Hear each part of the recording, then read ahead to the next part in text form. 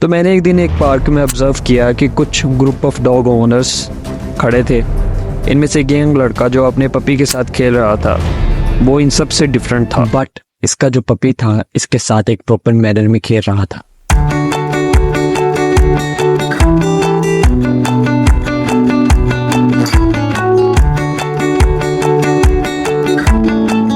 तो इस स्टेज से स्टार्ट होती है पपी की ट्रेनिंग। तो फिर मैंने देखा कि जैसे ही उसने अपने पपी की तरफ बॉल फेंकी तो उसका पपी उसकी तरफ भागा और उसने बॉल ला के अपने मालिक के कदमों में रख दी। तो इससे हमें क्या सीखने को मिलता है कि पेट्स जो पपीज़ होते हैं छोटी एज से ओनर है उसके कमांड्स उनको फॉलो करते हैं और एनवायरनमेंट से भी सीखते हैं। फिर उसका पपी स्निफ करके दूसरे डॉग्स के पास चला गया। इससे वो उनके पास चला गया, जैसे ही वो अपनी टेल हिला रहे थे उसने भी हिलाना शुरू कर दिया। तो इससे हमें क्या सीखने को मिलता है कि वो अपने एनवायरनमेंट से दूसरे सोशलाइज होने से डॉग सीखे। तो फिर मैंने देखा कि जैसे ही वो अपने पपी को कोई भी कमांड देता था जैसे सिट स्टैंड तो वो उसको फॉलो करता था। अब मेन कंटेंट यहाँ से स्टार्ट होता है। पपी की ट्रेनिंग अब जितनी अर्ली एज से स्टार्ट कर लें उतना ज़्यादा बेहतर है।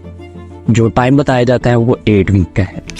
तो इस एज में अगर आप उसको कोई भी कमांड देते हैं जैसे सिट स्टैंड और रन तो वो इजीली फॉलो कर लेता है। हमें और इम्पोर्टेंट पॉइंट है कि सोशलाइजेशन। स्टार्टिंग में वो उससे लड़ते हैं, झगड़ते हैं, फाइटिंग होती है, बट जब वो सोशलाइज करते हैं तो वो दूसरे डॉग से भी सीखते हैं और उनके साथ फेमिलियर भी होते हैं। अगर आप चाहते हैं कि आप डॉग के साथ बाहर जाएं, बिला वजह किसी को काटे ना, तो उसको आपको बाहर लेके जाना पड़े। सोशलाइजेशन एक इम्पोर्टेंट फैक्टर है इसकी ट्रेनिंग में। तो अब डालते हैं थोड़ी सी प्रो टिप्स और ज़्यादा बेहतर ट्रेनिंग के लिए आपके dog. Pro tip number 1, short session.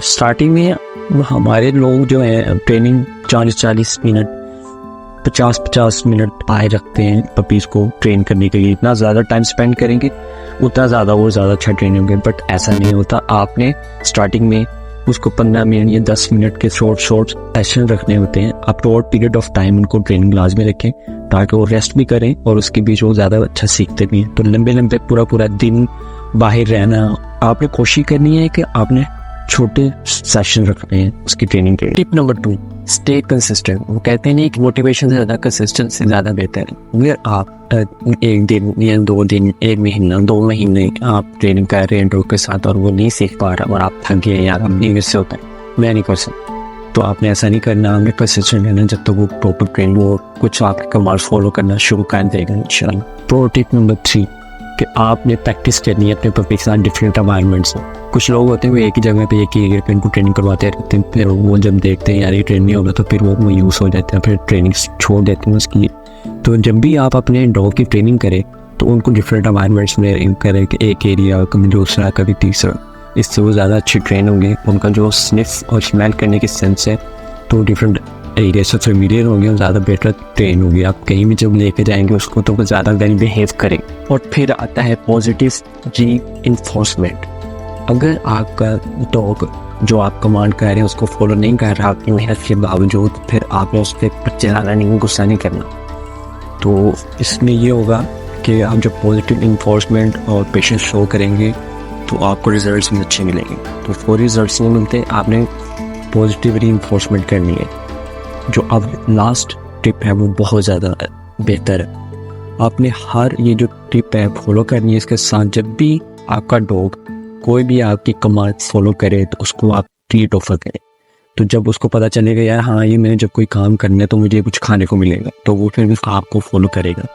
तो जैसे भी कोई भी कमांड करता है, कोई भी कुछ भी करता है तो आपने उसे ट्रीट ऑफर करनी है। उसके सामने साथ ट्रीट कर बॉक्स ले जाना जब भी ट्रेनिंग के लिए आप लेके जाएँ उसको कहीं भी।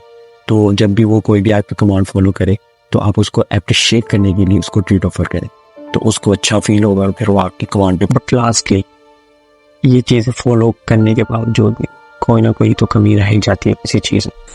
तो इन सब चीज़ों से हमें कुछ पॉइंट्स है वो सीखने को मिलते हैं कि आपका जो बॉन्ड है ना अपने पपी के साथ वो होना बहुत ज़्यादा ज़रूरी है। अगर आपका बॉन्ड जो है ना पपी के साथ स्टार्टिंग एज में स्टार्ट हो जाता है ना तो बहुत ज़्यादा अच्छा है आपके लिए, तो उसकी ट्रेनिंग करना आपके लिए ज़्यादा ईजी हो जाए। हमेशा याद रखें कोई भी मोमेंट आपका अपने पपी के साथ या डल डॉग के साथ बिताते हैं आपके लिए अपॉर्चुनिटी है उसके साथ लाइफ टाइम बॉन्ड के लिए।